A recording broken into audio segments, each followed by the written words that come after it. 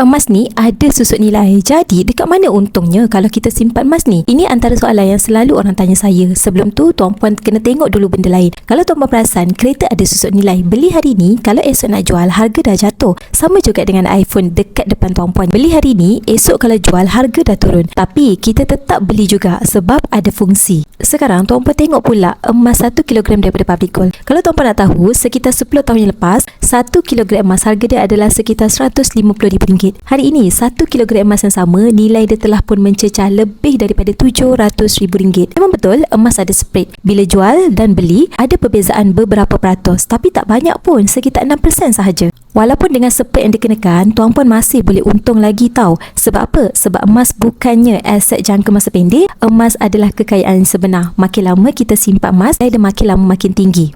Sebenarnya, makin besar item emas tuan puan, makin rendah spread yang akan dikenakan. Jadi, bagi tuan puan pada hari ini yang nak saya bantu alihkan simpanan kepada aset-aset emas fizikal dengan public gold, boleh isi borang biru ataupun terus rujuk pin di video TikTok saya cara untuk bermula. Saya akan guide tuan puan dalam simpanan emas dengan public gold.